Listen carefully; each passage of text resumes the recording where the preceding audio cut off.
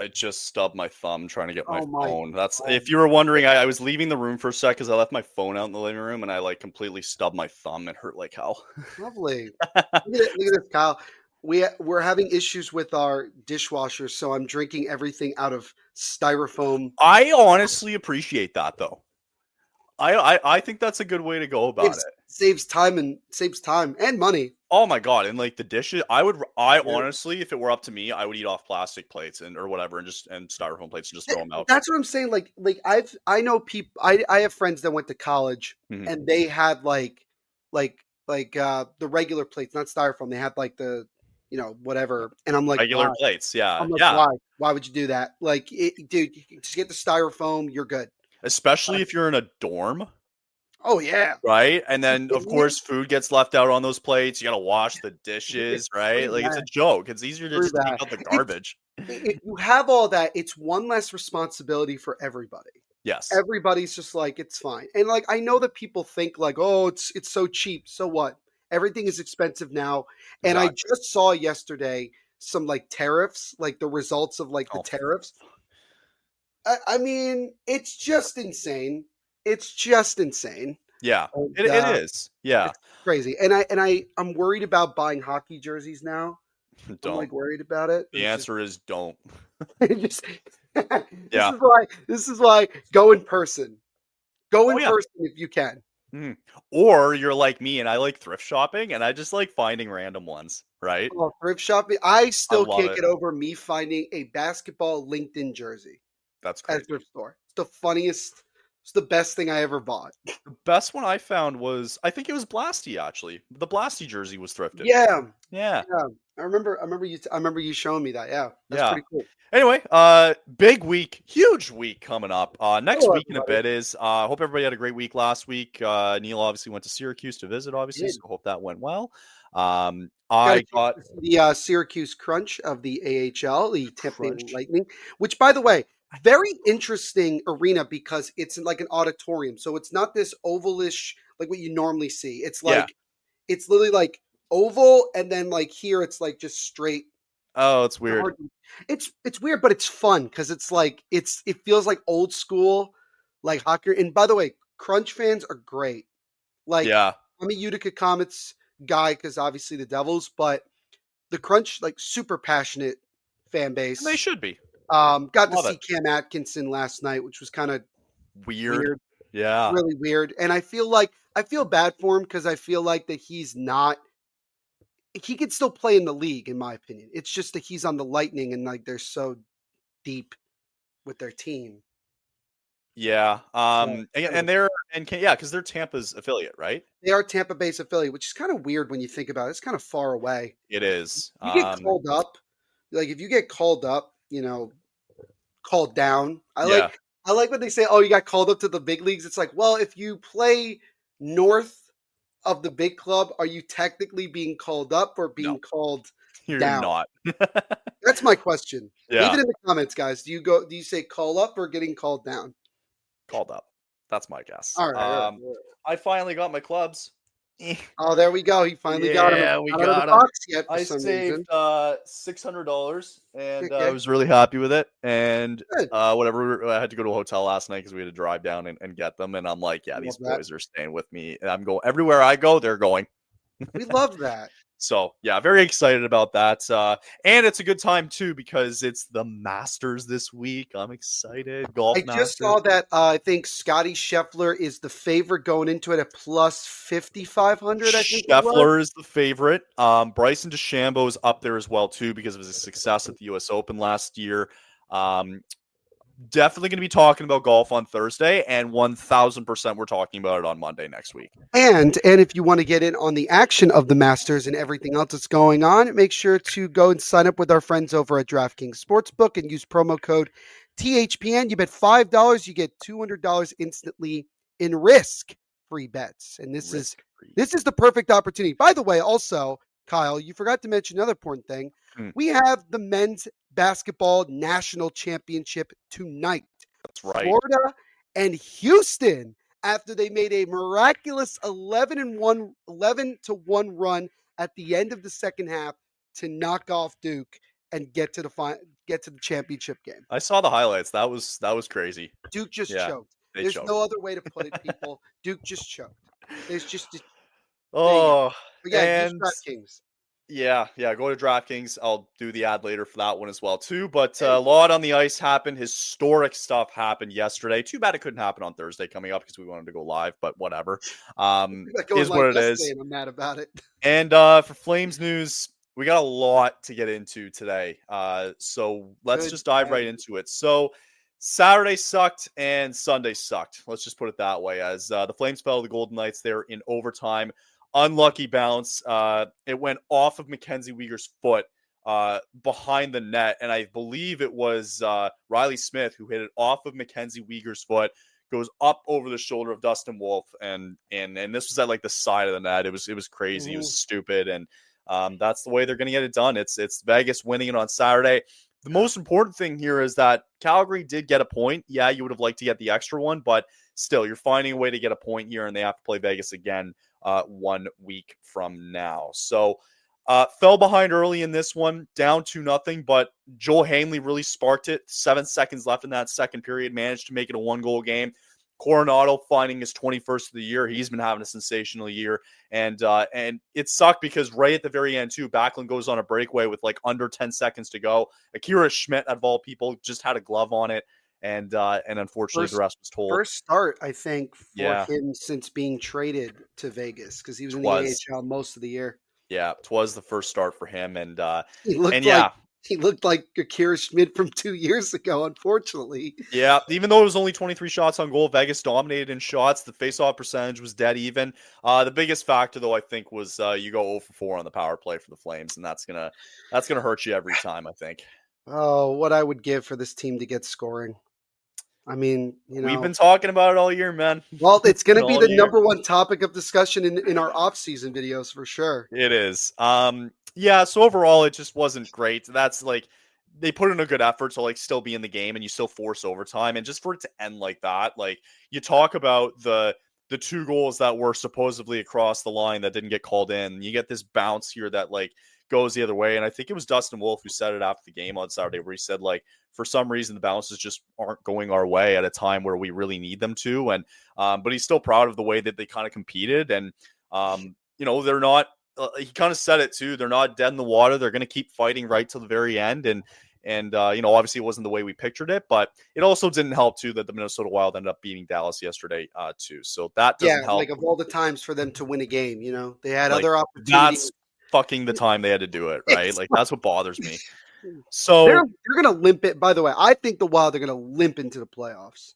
Oh, for sure. Well, they already are, right? Like outside of the Dallas game Sunday, they were 5 of their last 6 games they've lost. How many? I know that injuries like really hurt them, but like how many more years is Billy Guerin going to get? Like honestly, he's going to be on a short leash coming up. If they do bad next year, and honestly, I'm going to be real with everybody. John Hines is not going to make that team. You're not going to get much further with John Hines. I definitely think you got to. No. I'm being serious. Like if Peter Laviolette gets fired from the Rangers, I would fire John Hines in a heartbeat. And I would too. Hire that, or I'd even reach out to people. Got to reach out to David Carl. Honestly, I don't know why they haven't. But maybe it's because he doesn't want to. It's always possible he just doesn't want to coach in the NHL. Do you know anything about Pavel Dorofeyev here? 33 goals for him this year. Yeah, dude, he has been probably one of the biggest surprises in the NHL in general. The kid who played a little bit in the KHL not too long ago, and I don't remember if he was a first-round pick or not. And yeah, I mean, it's incredible to me how well he's played. I picked him up in fantasy back in like October because he had scored something like 10 goals in the first like 17 games. He was playing it. And yeah, no, he's just really good. And for once, I think for the first time, like in the entire history of the Golden Knights, they have a homegrown player that is finally really well. Yeah. Finally. And yeah, I mean, it's great. He's got 33 goals, right? Shoot, man, he keeps playing like this. He might get to 40 by the end of the year. Speaking of fantasy, I won my semifinal matchup and I'm facing Kyle is in. You in the final? I'm in the finals. You're in the finals. Against who? Kat lost to Zach. Yeah, Kat got upset by Zach. I wanted to reach out to Kat and be like, are you guys going to bring it up? on your next episode? Like how I think they have to. Like they have you to. have to. So You have to. apparently the finals though was like a week and a half, like all the way until the end of the season. Oh yeah. It's Yeah. crazy. I'm like dead in the middle. Going I'm balls. in the Give me all final. your players. Let me. Yeah, I'm in the. I can't. The only thing I can do is drop them, and Yeah. that's Just not hope fair. that I can get them. That's not fair. Anyway, Uh, yeah. Any kind of final thoughts there from Saturday's game? Yeah, I mean, look, at the end of the day, it was just an unfortunate bounce, right? It wasn't that the Flames played super poorly. I mean, again, the biggest knock is the fact that you went 0 for 4 in the power play. You Yep. needed to get at least one there. I certainly think if the Flames had gotten that next goal, especially in the third period, if they had come back from If down, they took the lead, I think they would have won the game. they would have won the game. Yeah, they definitely would have won the game. Yeah, no, I think the one thing I'll say is that the Flames have recently had a tendency to get off to a slow start, Mhm. and you can't do that. Number one, you can't do that against any team, especially Right. against the top teams. And number two, when you're fighting to get into the playoffs, you have to. There needs to be more of a sense of urgency. I did not feel like that Calgary came out at first with a sense of urgency. Personally, Especially going down, like you're only down 1-0 after one, but even then, like it still felt like Vegas was in control here for the first period and a half. for sure. And I think that in games like this, you do need unlikely people to step up. And you mentioned Joel Hanley getting just the second goal of the year. Then Crazy. you get Coronado, who's just continuing to have a great It's year. his And 21st, I believe.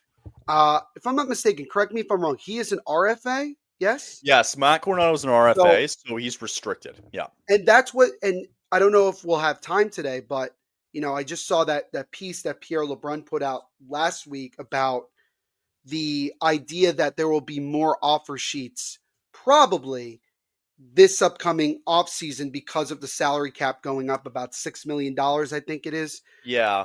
So But they're going to probably want to avoid that and just get it done. Like, because there's a I'd certain give him a time period, 3-year I deal. think. Yeah. I'd Yeah. give him Give him yeah. You want to try to lock him down a little bit. I wouldn't mind if it's like 4 years either, like 4 or 5. Like, I wouldn't hate that, right? Would you do 4x4? Like if it's just straight up Oh, in a 4x4? heartbeat. Yeah, in a heartbeat. Yeah, Yeah. easily. And I think that's good. I mean, how much is he making this year? Not even No, that he's much. making entry level money.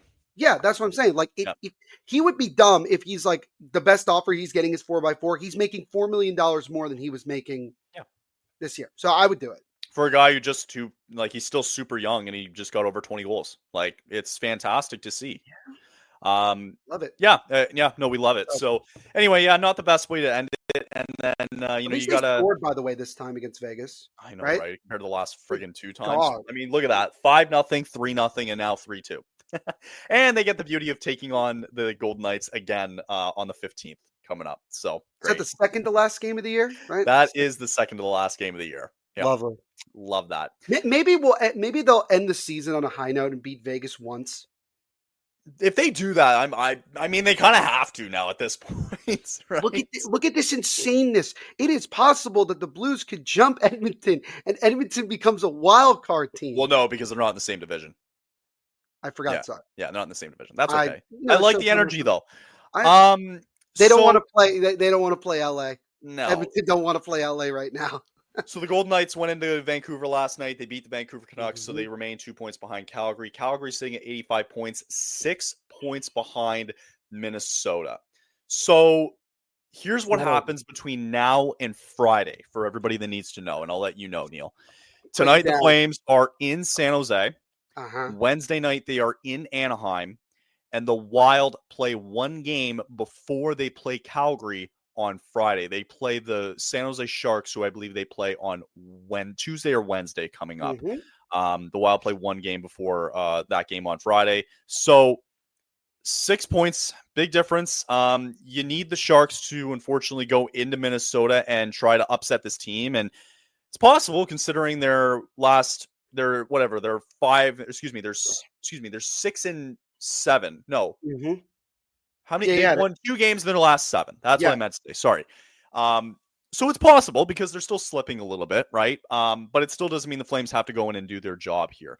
I said it where they're still alive if they go into that game on Thursday 3 points or fewer. That's still my mindset. I don't think that 4 points 4 points might be enough, but you still have to go in and beat Vegas and beat LA and all that crap I agree for it to happen. So I think the problem is we've talked about it so much over the course of these last couple of weeks and what they need to do. Mhm. There is no room for error anymore. No. We're at that point. You have 6 games left this year. There's no room anymore to make a mistake. You may have to So go on a 6-game heater, and I'm being like serious. I think I honestly, Kyle, I think, and that's it just because I feel like that you have to give yourself the best chance possible. Especially again, we have 2 games in hand on Minnesota. We still have a lot of time. There's still a lot of time to turn this around and get going. Like is that. there? Is I there? think so. I Really? think so. Yeah, I think so. Explain. Well, damn. Yeah. This is gonna get clipped again. I'm gonna get in trouble again. No, I'm just curious. Like Yeah. you say they have a lot of time. Like they have 6 games left here, right? Like I know. you can't afford to lose tonight. We'll get to the No. tonight's game preview against San Jose. If You don't can't lose tonight- to San if Jose. lose You tonight, then cannot. You Yeah. can't lose to Anaheim coming up on Wednesday. They Mm-mm. need to win both those games going into Friday. Yes. And I they think- need Minnesota to lose to San Jose. I don't think there's anywhere else around it. And I can see that. I can. Right. Because every now and then San Jose surprises everybody and pulls out a win that people don't think they're gonna get. Sure. But I think the way that I look at it with the Flames is that look how many games down the stretch they've been oh so close to getting that second point. Yeah. Oh, Because to God. me, it's like because they're still right there. Like they're in a lot of these games because they're getting good goaltending from Wolf. They've been getting some decent goaltending from Vladar. And yeah, the offense is still not where we want it to be. It will never get to where we want it to be. We have to just be realistic with it. But Sure. to me, as long as they're still in it and they're not out of it, there is still that belief in the locker room. Like the amount of like after game like talking to the media I've seen from guys like Backlund and Coleman and Coronado and guys like that still believe even after a game like we had against Vegas that they're in it. They are just one good performance away from really getting this going. And I think Minnesota definitely feels that pressure right now because they've been slipping a lot. They're going to feel the pressure because the Flames have 2 games in hand and it's only 6 points. If they find all it's going to take seriously is to win against San Jose and win against Anaheim. And all of a sudden you're 2 points behind Minnesota. And right that's there. making up the games in hand. You're 2 points back. Right. And mind you still have to go in and get the job done. Sure. Right. Sure. But I think 6 points is exaggerating here because of the games in hand. I don't think it's unreasonable that the Flames can't do this, honestly. I don't think it's unreasonable either. I don't think it's unreasonable. It's that they have to find a way to come out of these games with 2 points. Even if it's ugly. I don't care if they win 2-1 in overtime. I don't care. Doesn't matter. I really don't. Doesn't matter. You know, to me it's like the door is open. It's the door has been absolutely still open. The door has been open for a long time, and Minnesota is basically playing right now like somebody please knock us out. That's how I interpret the way that they've been playing. And look, I got to see them twice last week. I saw them twice last week in person. Well, one on TV, one in person. Without Eriksson Ek and Kaprizov, is that team really that intimidating to play against? No. No, they got a bit lucky on Sunday too against got a bit Dallas lucky, because and of the stupid. It was Robertson was stupid Sunday in overtime, but anyway. And the goaltending has really struggled of late with Gustafsson and Fleury. Why do you think Fleury's barely played of late? Just because of they are not. There is not a lot of belief in that locker room, and I still believe that Huska and co. still believe that we can do it. And why not? Why can't we do it? Right. You know what I mean? And that's the way I look at it. So I think it's still there. I think the opportunity is still very much there for them to do it. The problem that it has to start tonight.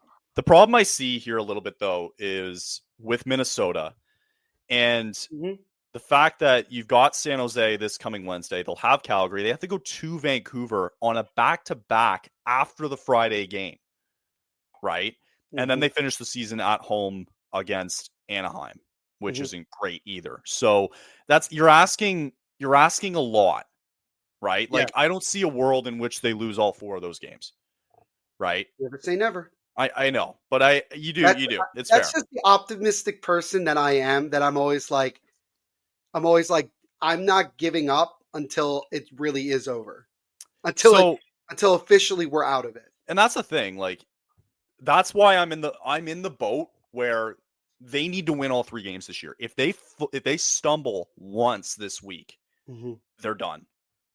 Yeah, I agree. Yeah, they Agree. can't falter here to San Jose. They can't lose to Anaheim. And Yeah. on Friday, you got to win in regulation. You can't bring that to overtime or a shootout. There's a I think lot of things that need to happen, but Mhm. I don't think there's a lot of things that need to happen, but it's not unrealistic. It's not unrealistic because while yes, some of it is out of the Flames' hands because you need Minnesota to lose when they're not playing each other, Mhm. but you still have, including tonight, you still have 6 games to go. You still have a possible 12 points that you can still earn. And by the They way, have to play the Sharks twice. After Minnesota, they got to play San Jose again. and think about it also this way, Kyle. Look at the last 2 games of the year, right? We're at home against Vegas, and then next day, or I think the day after, we're in LA.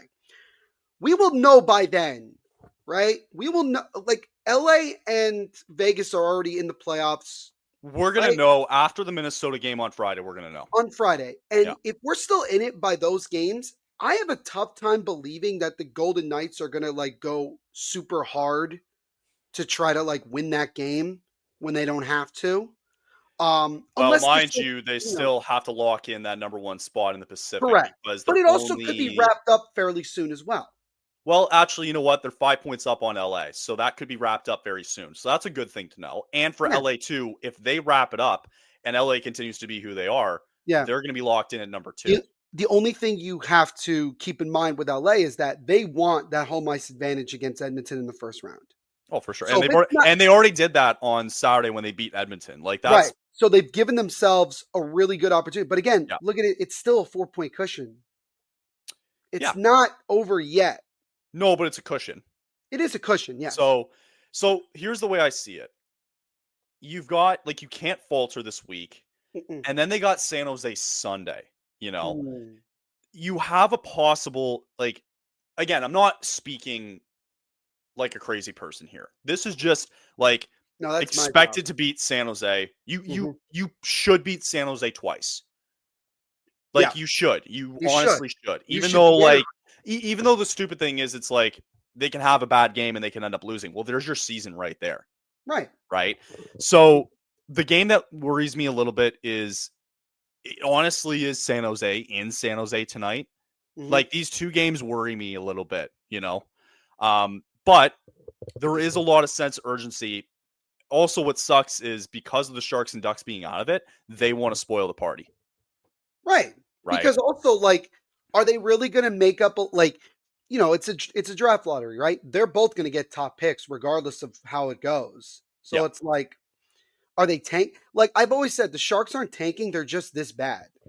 But Like they're now just now this they can good. play upset. Now Of they can course, play spoiler. of course. Like Warsawski's motivation is going to be, look, guys, we can take Calgary with us out of the Right. playoffs. We're already out of it. We could end it for them. And that's like one of those positive things as a team that's well out of it that could always like try to end the season on a high note is that we ruin other teams like seasons. So Yeah. yes, I agree. I'm gonna be honest with you.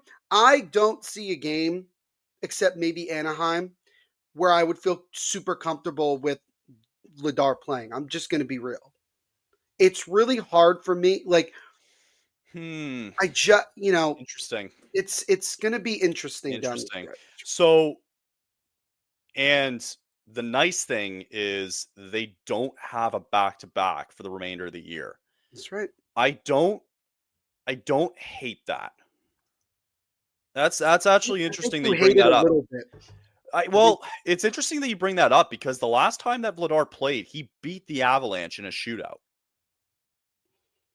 So he has not played since Colorado, which was March. What was that? March 31st was when he played last. So I think, I think Wolf. Listen, Wolf's playing tonight. He's going to right. play tonight. It's Sure. confirmed, right? And it wouldn't shock me if Vladar plays on Wednesday against Anaheim. Mm-hmm. Because I think if there's a possibility that the Flames have a massive game on Friday and they're within 4 points of Minnesota, then Mm-hmm. they're going to go in and put in Dustin Wolf. Of course, Wolf is starting on Friday, but I think the main concern, like you bring up, is on Wednesday, does Vladar start? It wouldn't surprise me if Vladar starts on Wednesday. And I would give him that right because he was able to beat Colorado. And now you got to go into a building that's not been so kind to you the last couple of years or 20 years or so. But it's gonna get it's gonna be a lot, man. And we're gonna know we could know tonight, we could know Wednesday, we could know Friday, right? But the big point is that there is no room for error anymore. No. Even you have to go close to like you gotta be undefeated perfect. the rest of the way. You can maybe afford to lose one. Depends. It's gonna have to depend. I mean, like Man. It obviously depends, yes, but it depends how close you can get Minnesota after the Friday game. Yeah, the games that worry me, I think it's the second San Jose game that worries me. I know that that's different because it's at home. All the games worry me. Right, of course. Because you look at 3 of the last 6 games are against 2 of the worst teams in the league, right? We're just gonna call it like it is, right? You got Anaheim and you got San Jose twice. The thing that's worrisome about Anaheim is that recently they've been beating teams that they're not supposed to beat. They beat Florida. Yep. Which I know Florida's been struggling a lot, but damn, they beat Montreal. No, they lost Montreal. But I get the point. Yeah, I get it. They're not they're not like just giving up and just giving 2 easy points to whomever they play. Yeah. I think it's just more of that. The biggest thing is going to be, and again, the Flames will have a game in hand by the last game of the year because of the makeup game against LA, right? Which is on the last day of the year. Minnesota will be done. Like their season will be done, right? So I think the way that it works, if I'm not mistaken, and something that should be taken of note is the Flames, or excuse me, with Minnesota in terms of their last game of the year, because I think it matters a little bit. Their last game of the year is on the 15th. The Flames also play the Golden Knights that day, and then they play LA. So that's what I mean. Like, they're still going to have a game in hand. Even going into the game on Friday, they're going to have a game in hand, right? Mm-hmm. And if we're just looking at these two games played here to make up, you got to win. You got to win both to be in the conversation because you would then be 2 points behind. Right. So anyway, well, there's a lot to it, but I think we're going to get a much clearer picture. Probably my best guess is going to be after Wednesday. I think that's going to be, the telling sign. Yep. And I think that I would say best case scenario, what I would love more than anything is if you get to that last game of the year against LA and it's just the fate of the Flames relies in their own hands. Yes. Where maybe they need just a point, maybe they need 2 points, and you just got to go out there and win. Because it's way more frustrating to be in a position where you're playing, but also at the same time, the fans are watching the scoreboard every 2 seconds because they're trying to figure out, what it is. Obviously, the Devils couldn't help completely because the second time they played Minnesota, it went to a shootout after the Flames tied it. After the Wild tied it late. Yeah. And that could have been a difference. I mean, there's so many things that could have been a difference. There's too many things. That's the thing, right? But now it's not even now it's even not logistic anymore. It's just facts where they need to there's just no excuses anymore, right? You know what? It's funny. They're still. I mean, outside of Minnesota winning, they're still in control of their own destiny. Pretty much. So, and you're right. They might have to end up winning all these games coming up. And it's not completely out of the realm of possibility. And the only reason I say that is because you have 3 games combined against San Jose and Anaheim. To me, that should be 6 points right there. Right? Right. And then after that, you have Vegas, LA, and I'm missing one. Vegas, LA, and they play San Jose again. Yeah. So, I mean, I'm being it is possible because I mentioned if you get through playing San Jose and Anaheim and you get all those points, you go into that last week of the season and you're playing a Vegas team that probably by that time will have things locked up and have nothing to play for. And then Never you have know, man. LA, who again also may just have nothing to play for. Right. Right. Yeah, it's a lot to look at. Just saying, it Absolutely. is a lot. Yes. We'll come back and look at the standings in a second here because I I mean, want to we've bring already up. been looking at them. Yeah, but we're going to come back and look at I them. know. I'm just saying. Jesus Christ. We're going to bring up a fun one here because I think it's also important too. I'm bringing up Tankathon. And for those of you that God. are listening, God. you have an idea of what Tankathon Oh is. God. Oh, yes. It's that time of year. Sim this? You just sim this. No, Yo, this. Oh, I did. yo, Sorry, I did sim it. Yeah, yo, if the Rangers jump 10 spots, I've given up.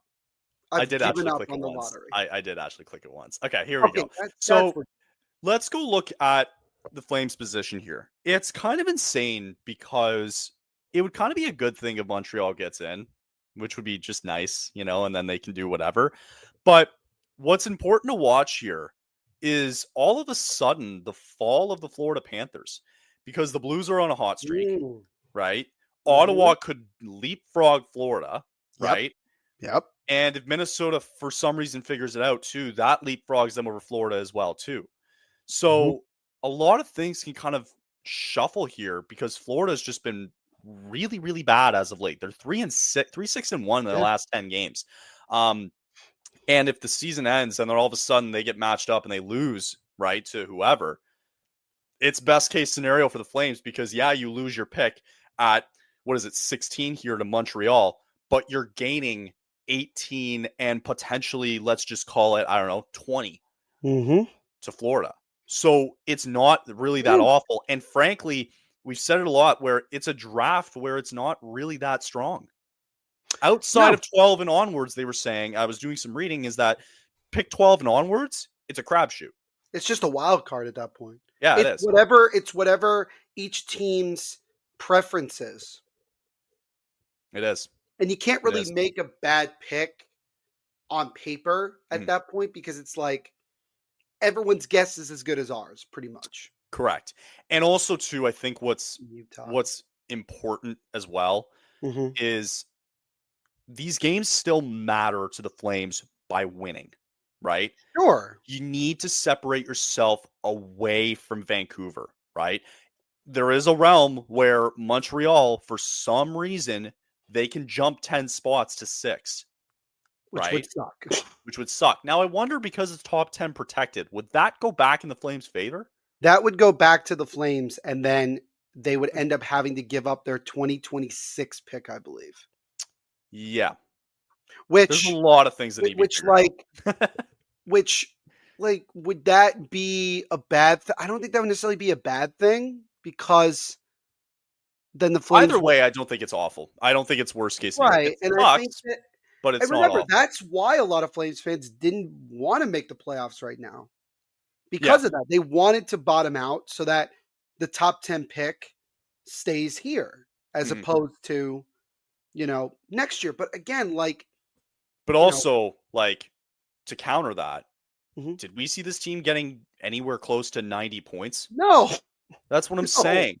People probably thought 60, or flip it around, maybe 50, maybe flip around those numbers. People who knows? 58, yeah. Right. Nobody expected that, right? And I think that's just what's more important. And to be able to have an identity after this year is also important as well, to build around it. And being in the RFA market is going to be huge for the Flames coming up. So anyway, I just wanted to bring that up. And it's just going to be a lot of scoreboard watching with Florida, with New Jersey, and with Montreal, of course, as well too. Because there's a world. I'm not saying it's possible, but the Devils are only 3 points behind Florida in the overall standings. It's possible that the Devils pick ends up becoming later in the first round than Florida's if Florida keeps falling like this. It's true. Yeah, it's absolutely Which I don't think anybody would have expected that either. No, but Ottawa being 2 points behind Florida is very, very interesting to watch. Yes, it's huge. It's absolutely massive. And Ottawa got a dominant win yesterday against, I think it was Columbus. But to also to have these picks back to back almost would be crazy to have, right? It'd be really important, especially again after a year where they had a good draft class. Yeah, and I mean, look, I'll say this: just because you have those picks doesn't necessarily mean you use them to draft somebody. That's also true. Two first round picks can be enticing to somebody for someone. That's very interesting. So If you're looking at it, and if Conroy looks at it and goes, you know what, some of the guys went a little bit earlier than I would have liked, and I'm looking at it now, and I don't think there's anybody that's really worth value.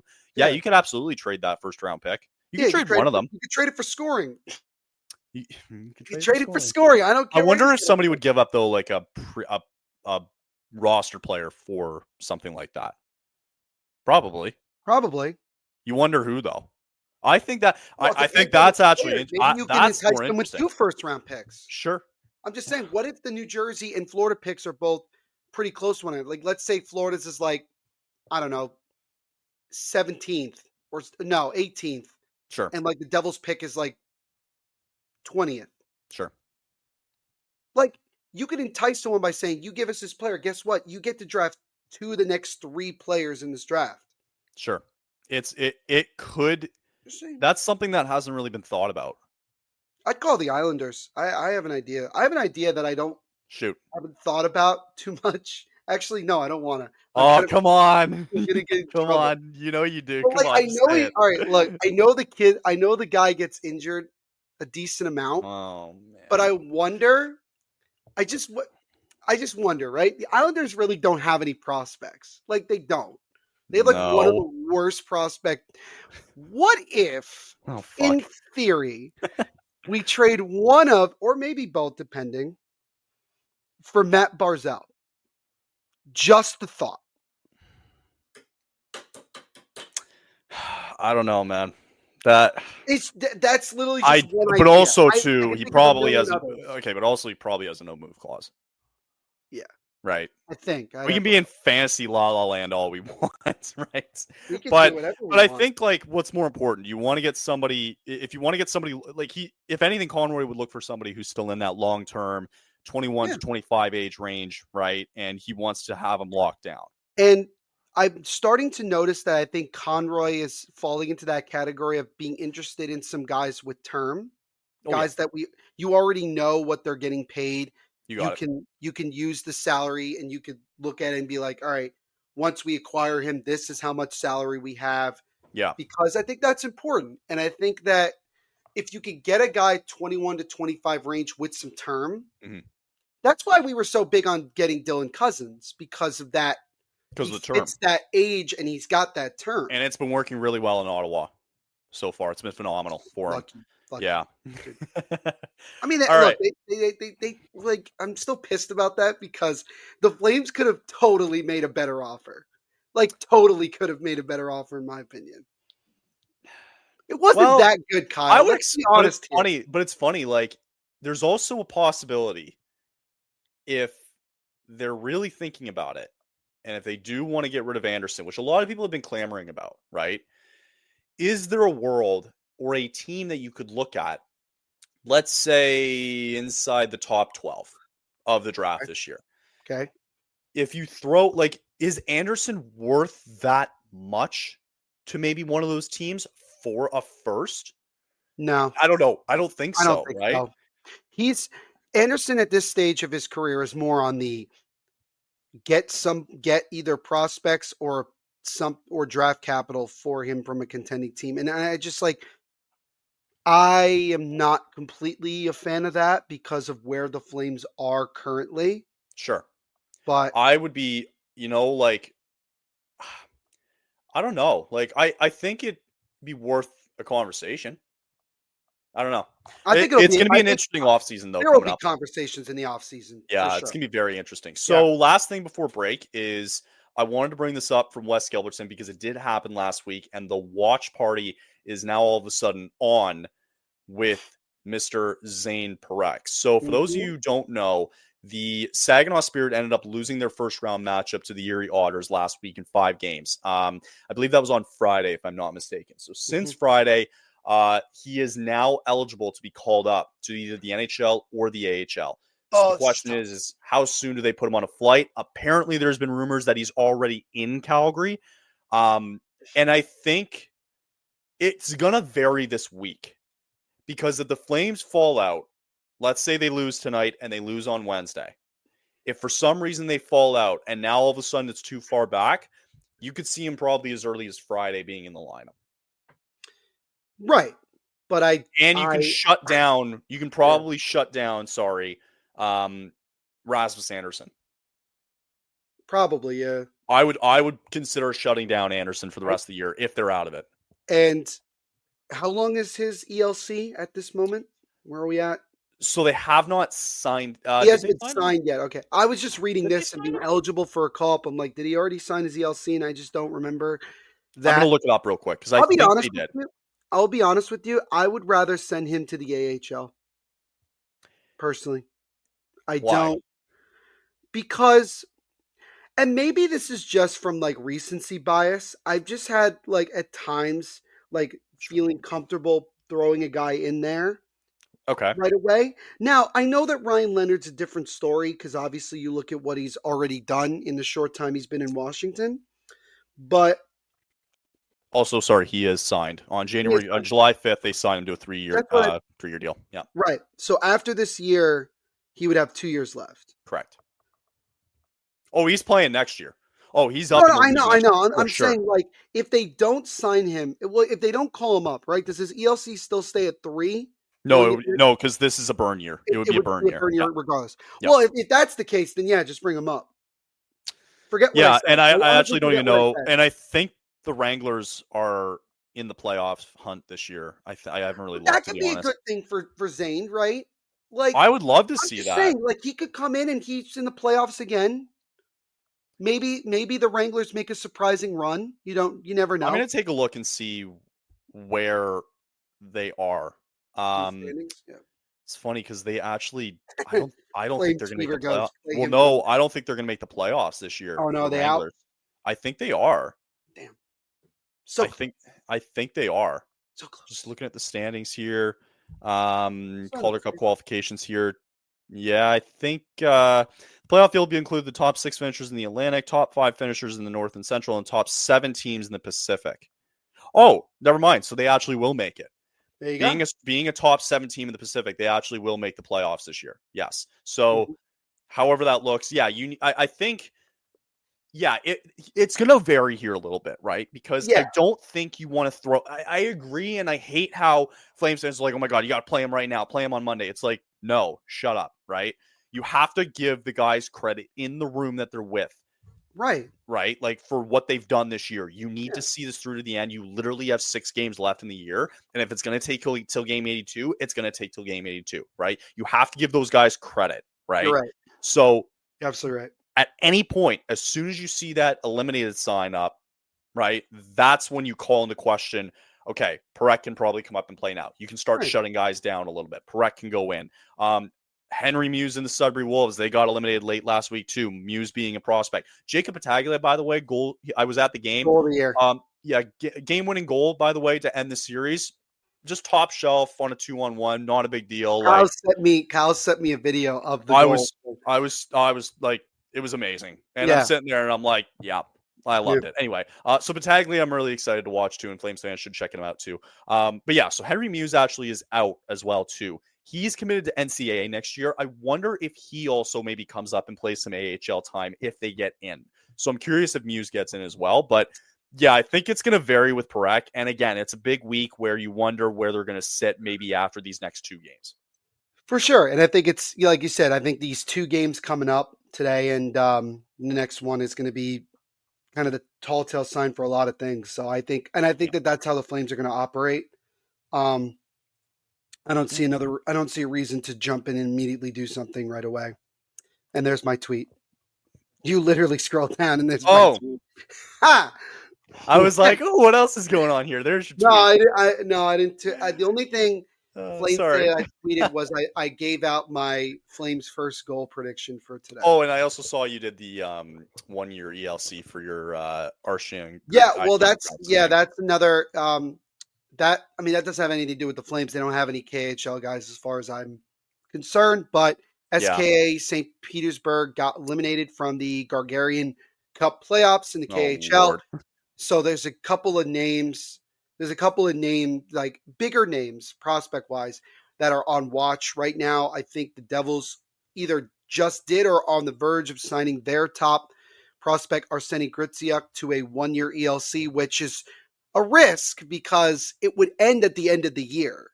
Like it's not like it's next season. No, it would be next year. And then you have Demidov from Montreal, which is the bigger question because, and then also you got Nishkin as well for Carolina, which that's the biggest one to me because does Carolina feel comfortable bringing him over now and playing him now and getting him in the playoffs? They might. The biggest one so far though was Ryan Leonard being with Washington. First Easily. NHL goal as an empty netter. First one. Very quickly, I just wanted to bring up because Sportsnet did just drop this 5 minutes ago. Meredith Gaudreau just welcomed their third child. Yay. Carter Michael. Yeah, Carter Michael Gaudreau. Yeah, so cute kid as well too. Just wanted to give a little shout out. So hope Meredith and them are doing very well. Love it. Yeah, so I thought that was kind of cool to bring up too. Good for them. There you go. All happy news there. Why is Gooley trending on Twitter today? Gooley?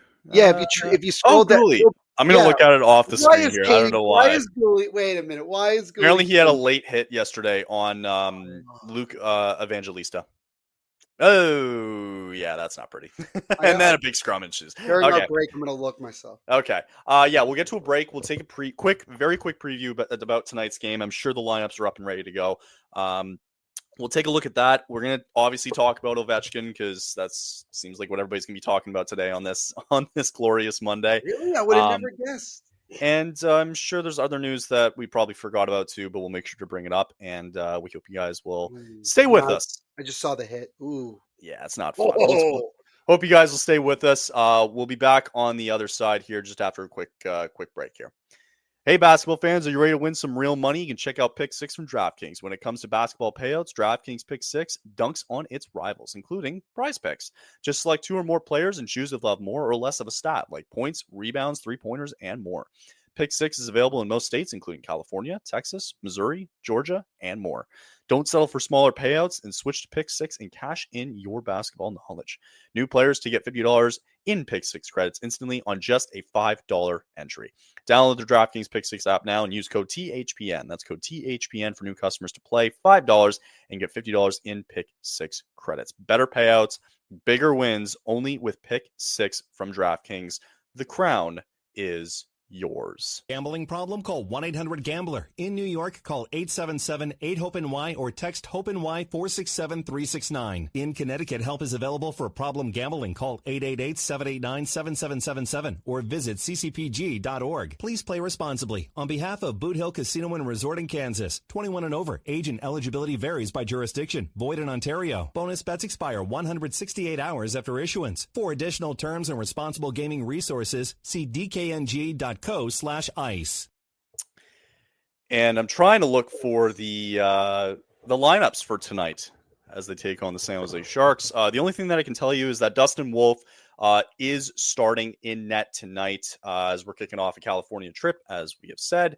Going into tonight, into the Shark Tank for one last time this year. I can bring up a quote from what Eric Francis said about Dustin Wolf again late last week. After the game on Saturday, he said, "We're the underdogs. That's the biggest thing. We came into the year with everybody saying we're going to suck, and look at us now. We're fighting for our lives to sneak in, and you know what? We're going to get in. This one stings, but we move on to the next one." And that's Dustin Wolf. Sign him to an 8 years, $9 million deal right now. Give him the rookie of the year. Give him the bag. I think it's going to go Lane Hudson now. Give him the Vezina at this point. I don't care. It's more than likely going to go to Lane Hudson at this point. Whatever. Give him credit. No, he's had a great year. He really has had a great year. So I give him a lot of credit for that. But as long as Wolf's a finalist, I'll if he's not even a finalist, then I hate the sport. Yeah. Then I hate the sport. Yeah, you better be a finalist. Dude, even like Steve Dangle is like on the Dustin Wolf hype train. Yep.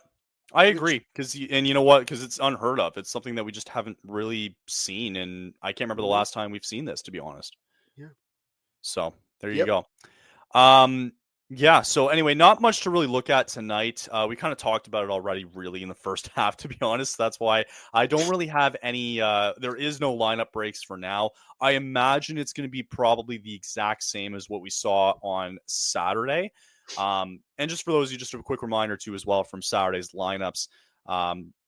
It won't change in the sense that Connor Zary is not going to be playing again. So it's going to be the lineup again with Sharon Govich, Kadri, and Pospisil.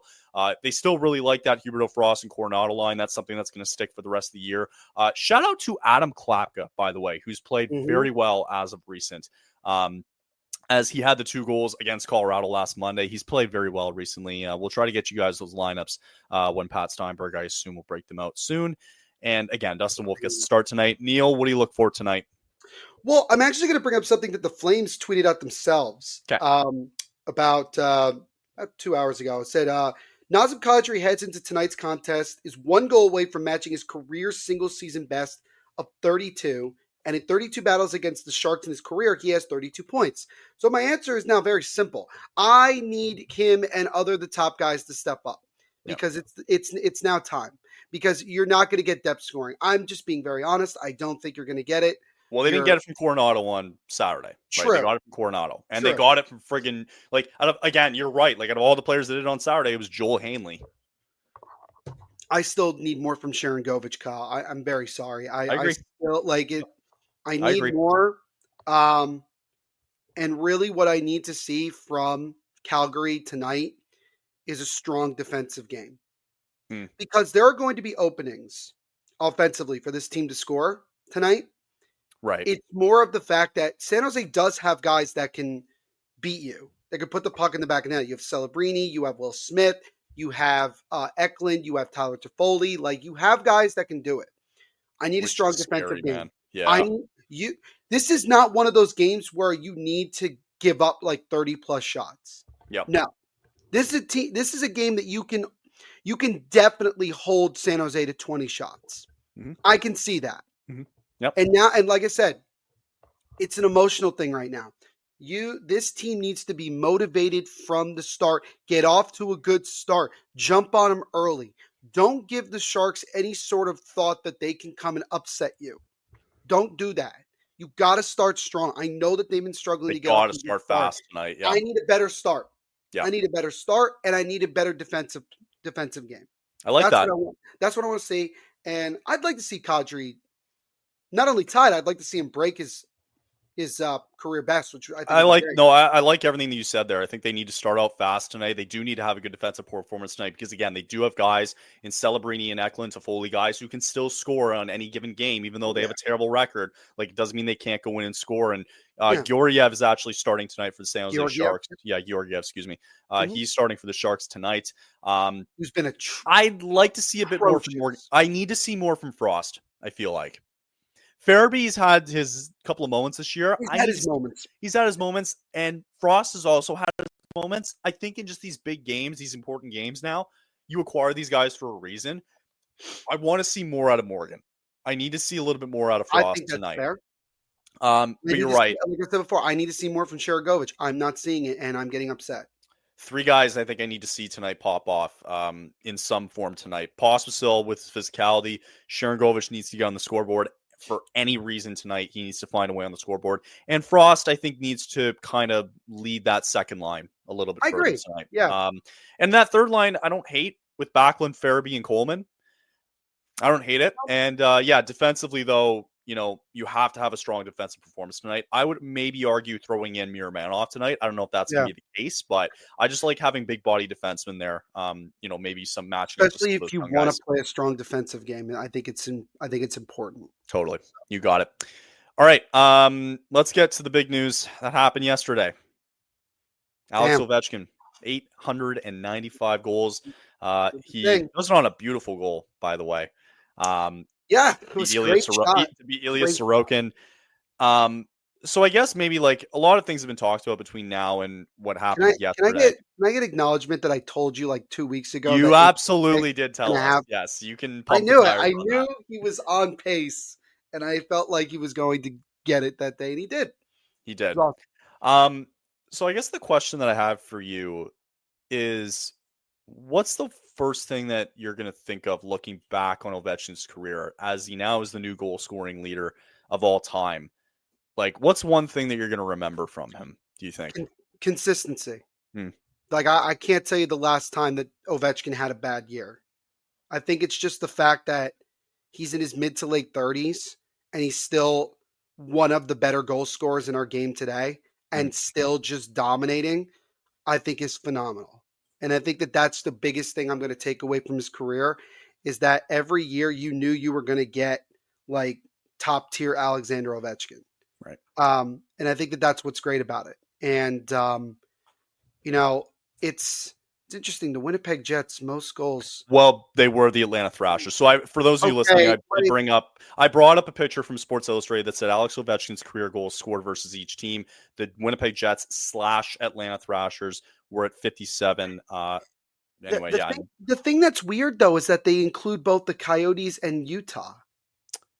So I don't get yeah, they did. I don't get that.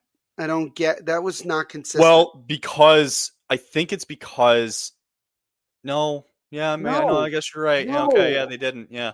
Interesting. I don't get it. I think what really is great is just the fact that he always just put on a show. I think that's what's really he always did. And he is the type of player that so many guys wanted to be like. A guy that can score. He's also very physical. He's a very physical player. He's not afraid to throw his body in there. Yep. And he's just a great leader in many ways. And he's not even done yet. That's he's not even done. I think he gets to 1,000. I'm being honest with you. I think he can get to 1,000. Yeah, I think so here's my thing is if the Capitals go on a run, I think if they get to at the minimum, if they get to the Cup final, I think he retires.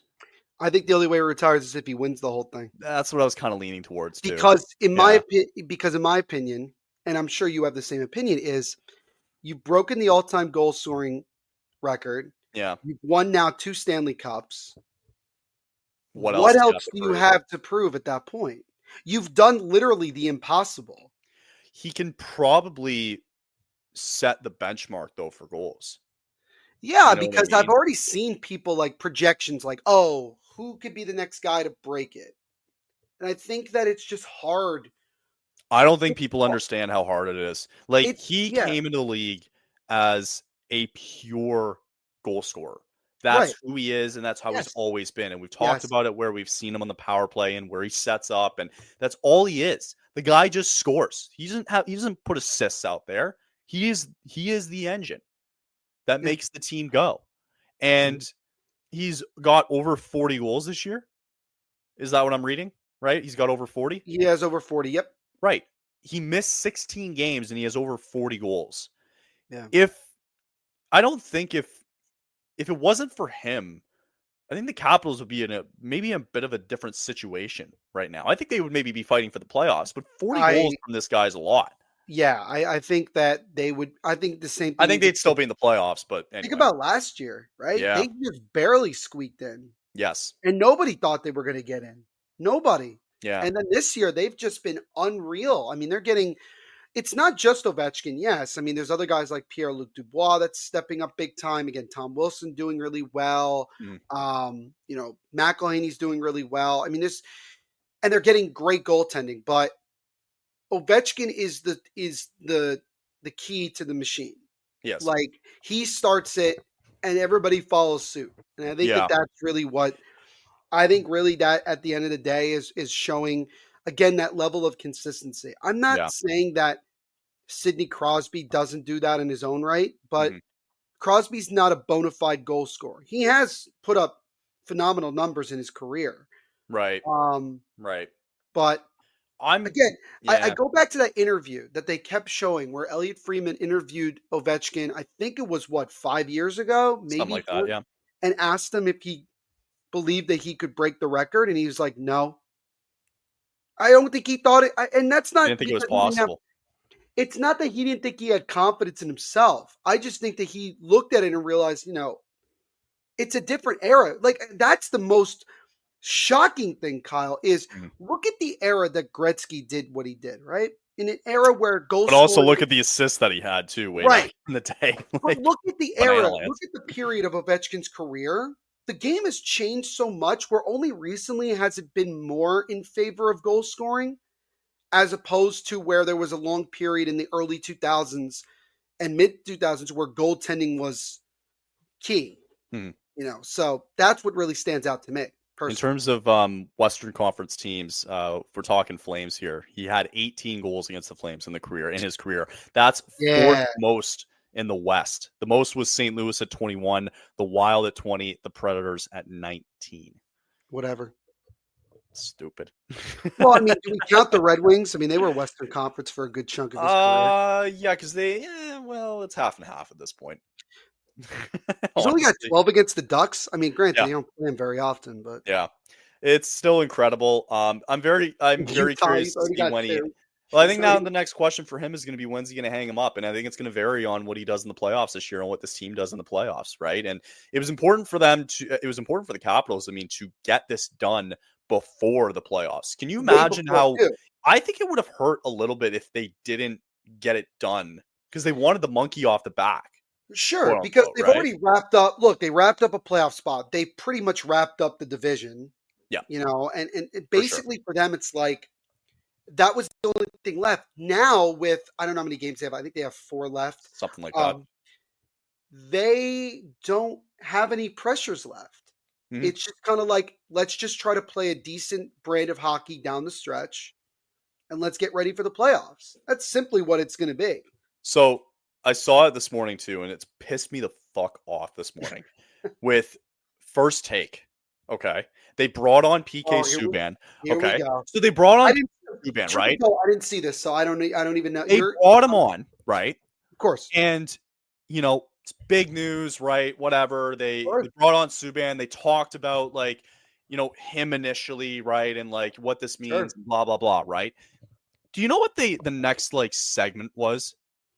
During this discussion when they brought on the Stephen A's and they brought on stupid Shannon Sharp when it comes to hockey, the question that they debated about is the comparison now between Alex Ovechkin and LeBron James. Yeah, I know. That's Yeah. really what we're talking about now. You can't, the bullshit part about me that really bothered me with this is that there is no comparison. You can't compare the two sports.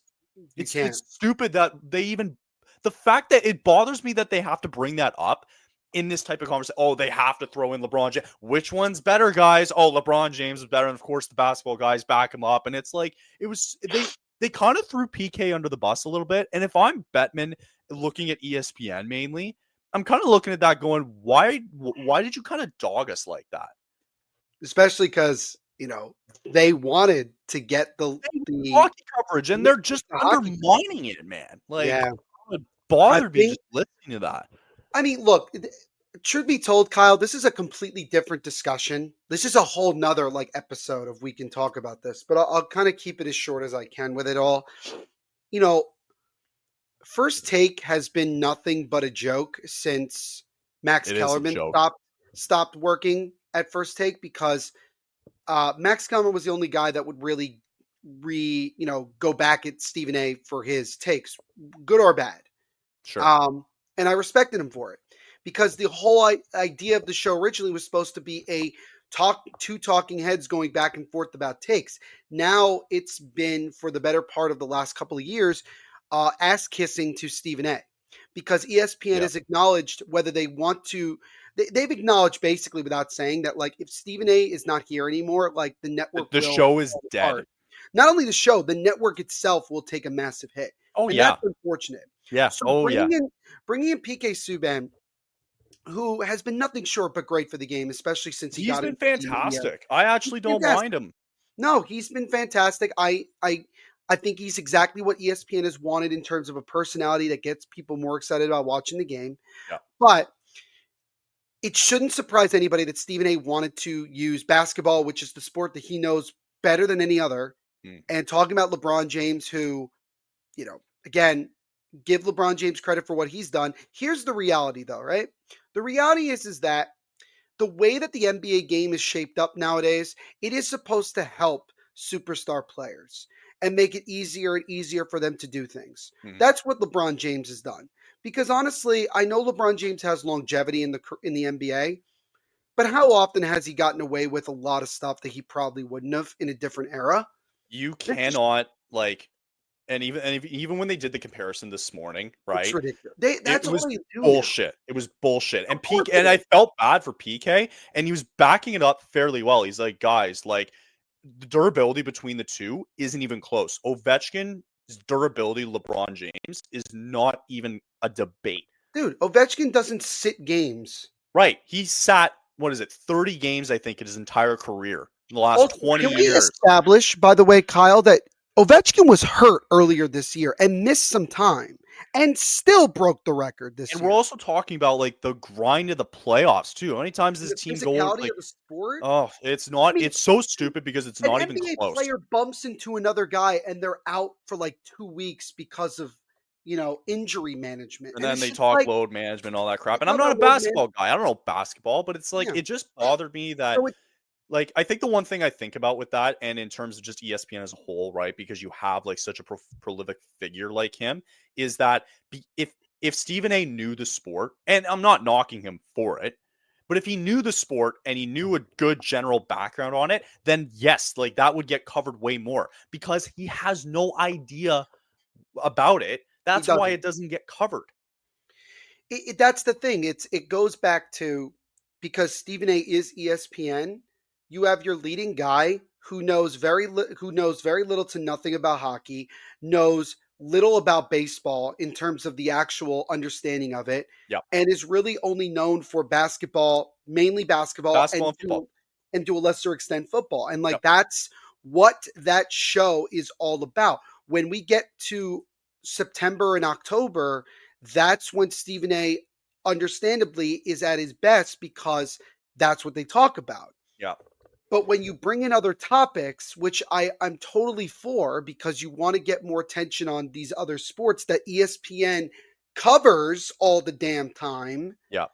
You want more guys on there that can explain. That's why having that, like, I would have rather seen PK. I don't know if he was or not, but I'd rather see him on the early morning show of Get Up, because that's not a debate show. That is much more, he can sit there and talk about what's so significant about Ovechkin doing this, what it means for the game, and all that stuff. Yeah. Throwing him up there with Stephen A, all it is a debate. And Stephen A is going to constantly just absolutely glaze LeBron James and basketball over hockey, because Stephen A tries to be the opinion of many people, especially in America, who say hockey is not that interesting. Hockey is too expensive, which granted it is. We can definitely make an argument about that. But it is a sport that nobody in the NBA, not a soul, could ever play because of the amount of softness that the NBA has. There are guys in the NFL that I believe that could play hockey. JJ Watt literally played in college. Yep. Literally played in college. He knows. So like, it wasn't even worth the time. And I'm glad that the NCAA is getting more and more coverage of like the Frozen Four and, throughout all that. I'm glad it's getting more coverage because it deserves it, right? And I don't think like you can underestimate either like the small communities everywhere you go in Canada and in the US. Like you talk about the Syracuse Crunch, and apparently there's an entire community fan base there, right? Like that's what they don't understand. And that's why going back to this Ovechkin talk, like they don't get it. It pissed me off because they don't understand. They don't understand the significance. Because and that was why that was my whole issue when ESPN got back into wanting to get involved in covering hockey, is because I was worried that all they really wanted to do was try to regain the image of the worldwide leader in sports. Mm-hmm.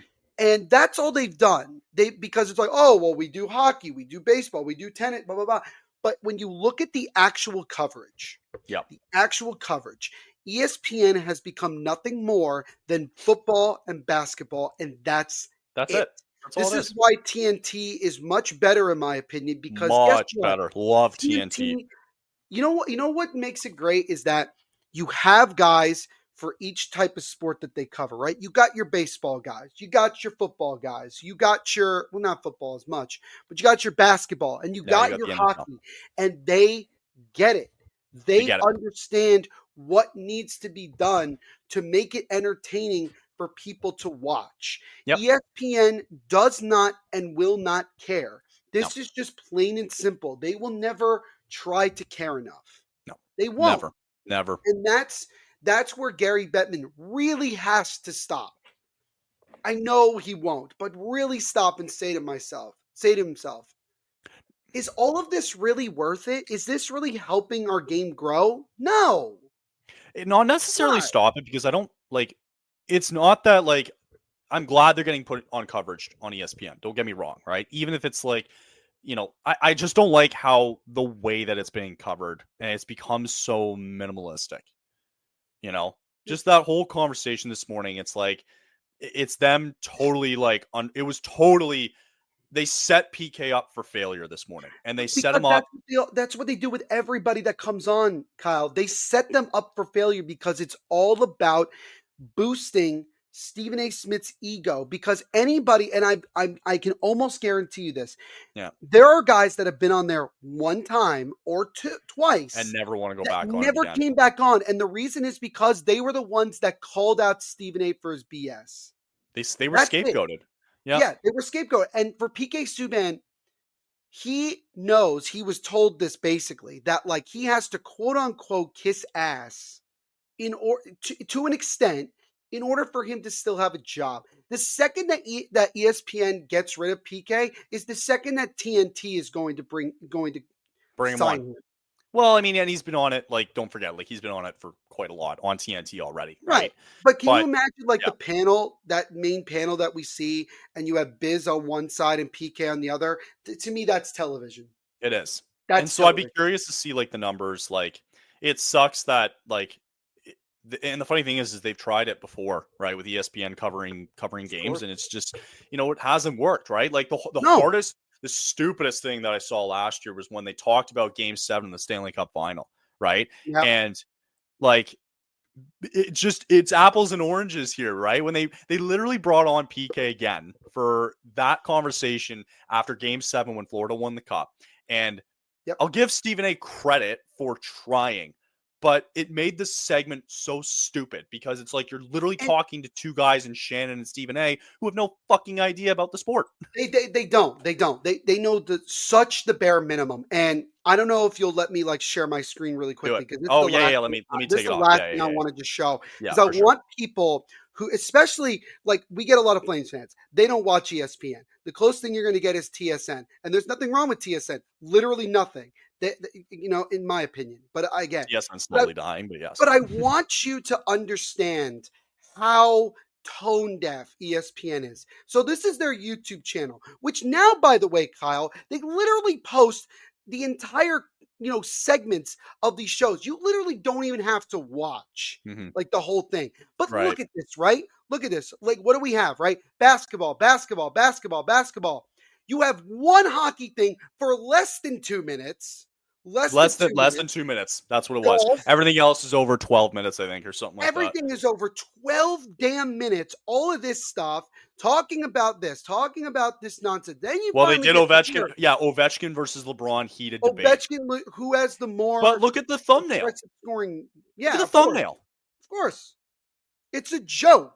It's literally a joke. And here, we'll bring this up. I'm not even going to play the clip. I swear, we're not getting copyrighted. But I want to just look at the comments, right? This being a debate instead of a celebration is insulting on so many levels. Why can't they just praise Ovechkin? Why can't we just celebrate Ovechkin today? I don't even watch hockey. Like, what is this coverage? Y'all can't appreciate hockey without comparing them to NBA players. And this is my favorite one, Kyle. ESPN is dead. I miss it when actually sports news coverage and not just obnoxious puff-free spew over imagery topics. By the way, give people credit for not cursing on the comments. That's pretty impressive. I would have dropped an F-bomb. That's the biggest thing. They didn't celebrate it this morning. They didn't. They spent the entire moronic conversation talking about which scoring record is better instead of spending the time like NHL Network did today. NHL Network for 2.5 hours. Celebrating it. Celebrate. This is supposed to be celebratory. Yeah.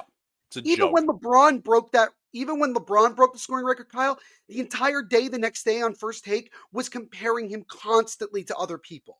Hate it. What are we talking about? We're not even What? in this. Like, you can't. know, The fact that they even tried to compare the two sports together is a joke.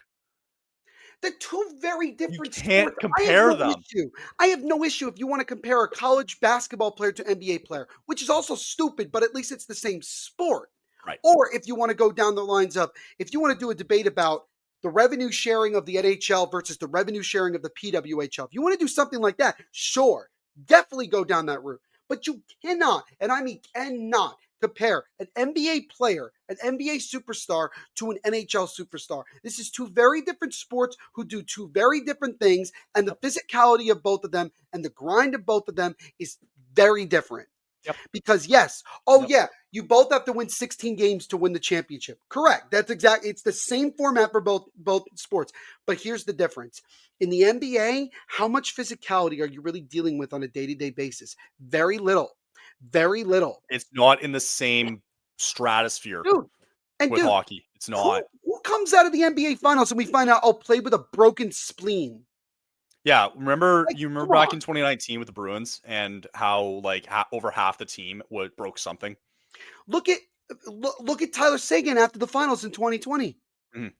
Like the dude could barely walk. He's not the same player. Yeah. Dude, Steven Stamkos played literally one shift in the entire finals, scored a goal, mind you, Yep. on the one shift, but could barely move. Yep. Okay? That's the commitment, right? It's not Mario close. Lemieux played half of his career on cancer. How many times have we seen it in the NBA where the top 3 seeds are in the finals? Dude, there's no NBA comparison. Is so incredibly top heavy. At least in the NHL, while yes, there are some top heavy teams, without question. We know this. Yeah. But there's always surprises every damn year. Who the hell thought that the Senators and the Canadiens would be the teams fighting for a playoff spot right now? I mean, seriously. And that's why, like, TNT for something like this has a real opportunity to just, take care of it on its own, right? Just treat it as it is, as such. Don't you want to let ESPN do that? Let them do it, right? Because what's going to be interesting down the road is whenever, like you mentioned, the polarizing figure of Stephen A. Whenever he's gone, which will be soon because he's probably going to he's want to retire. Whatever. No, it's not even that. He's going to run for president apparently in a couple of years. Shit. But the dumb thing is whenever he's gone, that's going to be the downfall of ESPN. Because they're going to be like, well, what do we do now? Right. Do we keep doing what we're doing? Maybe it'll be a good thing, though, for ESPN. Maybe they'll feel like when Stephen A. decides to leave, maybe the people in the front, in the higher-ups will be like, oh, thank God. And maybe they have more control. Because in my opinion, more freedom.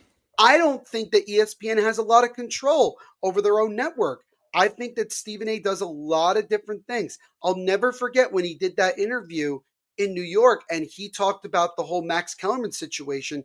And he went to the higher-ups and said, look, if Max Kellerman is this important to you, give him First Take, I'll leave. And he said that because he knew that ESPN was not going to get rid of Stephen A. Yeah. So they got rid of Max instead because Max was not going to because they were like, oh, we could just replace him with another worthless talking head. That's literally what it is. Which they did.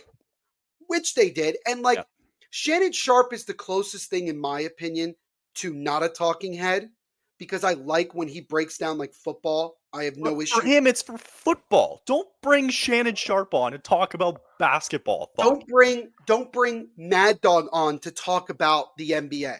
Just don't. You could bring him on for baseball. That's what he's known for. Don't even bring him on for hockey. They do those stupid mad segments where he's mad about everything. Literally, could bring on Mark Messier and PK Subban on First Take, and they could go at it, and that would be fine. They do it all the time. Oh my God, I'd be so okay with that. Yeah. I don't even like Mark Messier breaking down stuff. I think he's a homer 90% of the time. But if they had two clones of PK Subban that you could clone together or have one or two of them and have them debate on that kind of a platform, man. Bro. It's not ESPN has gone so far away from what it was and what people wanted to be a part of. The amount of people that I see that grew up wanting to be on ESPN and now look at it and go, I'm glad I never worked there. It's a joke. It's insane, and that's why it's stupid. I hate no, it. Anyway, good talk though, good convo. really But the good important thing is again to go back to celebrate the accomplishment with Ovechkin, what he was able to do, and I think the one thing I'll always remember with him is it's just anytime they go on the power play, it's like, well, he's gonna be in the same spot again, right. you know. Yep. And there was never a way to solve them, right? And I think the one thing that a lot of guys talked about it too, and they talked about it on Saturday night on the Sportsnet panel when they were doing before the games were starting. They were talking about like how trying to prepare for him before the game. Like he was always, every time you played the Washington Capitals in the last 19 years, he was always number one on the list of the guys that you had to watch, right? And you had to plan for. And a lot of the times you weren't able to find an answer to, and hence why he was able to break the goal scoring record. And I want to give Ovechkin credit that, like, yeah, he could have easily gone on the ice against Chicago and scored an empty netter and broke the record. I give him so much credit that he basically told the coach, no, I'm not going out there, because everybody was looking at him while he's sitting on the bench, and he's just like, I commend him for that. And you know what? I know, like, you know, whether you want to crap on Ryan Leonard or not, I mean, it is his first NHL goal. People are not going to care in like a year. No one cares. Like he'll score a bunch more goals. Like, honestly, who cares? I just want to say that I think Ovechkin, more than anything else, is a big reason that the NHL was able to gain in popularity over the last 15 to 20 years. Yep. Because when he came into the league, Kyle, remember, there was the lockout. Yes. It wasn't like, it wasn't, the NHL wasn't in a good spot. Yeah, it was not. It was rough times, right? Because like you remember, like it's changed so much. Like, and I want to use Florida as an example, right? Where there were so many times where, how many Panthers games did you see where there was just, it was a dying breed there almost, right? I'll be honest, you can still kind of see it sometimes. Kind of, but it's gotten not as bad. But there are still empty seats. Not as bad, but if anything, if there's one thing that this will always have, it's the playoffs. Because you bet your ass that they're going to fill up the arena, and they're going to fill up all around the arena. And even talking like the Sea of Red, like, you know, when you watch Flames in the playoffs, right? And you see like the parking lot is just destroyed with so many fans, right? And you see like, you know, even in Tampa Bay too, like when they had their cup runs, like massive parties going on out back, right? Yes. Like it's gotten so much better. And so I'm glad like that coverage has gained a lot of popularity. I'm glad that it's worked out. I'm so happy that the NHL went into Vegas first. And they took advantage first of Vegas. They were the first ones to go there, and I think it was such a good decision, man. It was such a good call. They wanted Vegas to establish its fan base before, you know, anybody else could there, and anyone else did, and they have, and you got to give them credit where credit is due, because for a short period of time, the Vegas Golden Knights were the only professional sports team in Las Vegas, and for anybody who lives outside of the city, Nevada, right?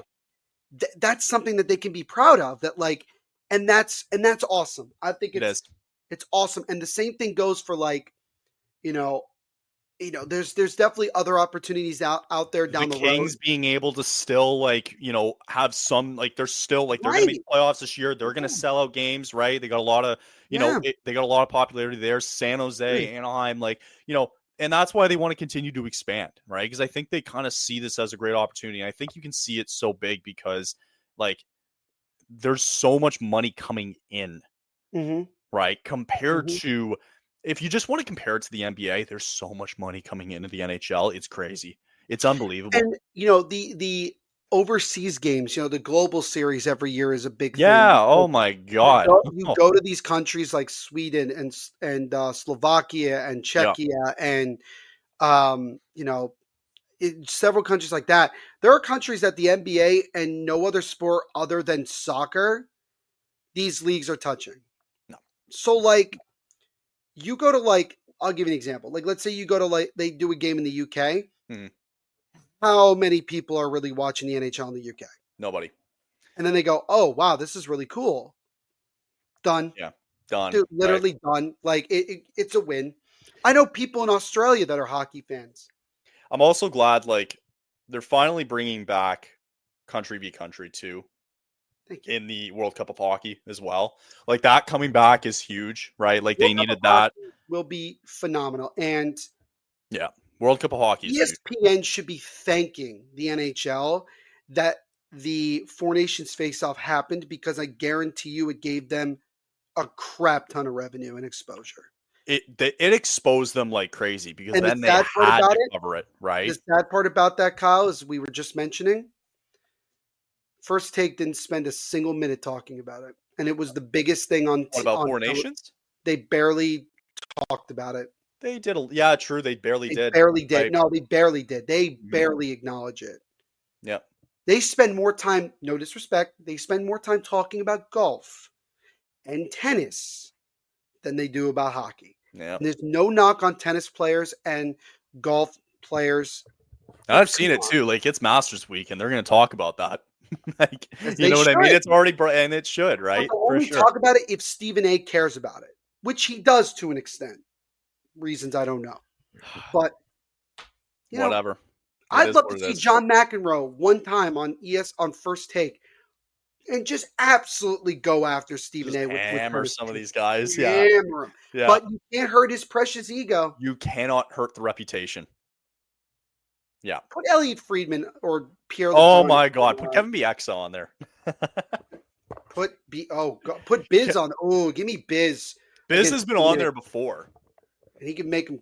Oh, he can make him. Yeah. You know. but only to a certain extent because he can't swear. So That's the All right. problem. He can't swear. That's why TNT's lenient with him. Like he doesn't Yep. curse, but they definitely let him go when he They let him wants be. to. They let him be his thing. They, let him yeah. wear, they let him wear a tinfoil hat I know. on TV if they But feel good. like. That's what it should be, Frig. It's entertainment, right? Like, Yeah.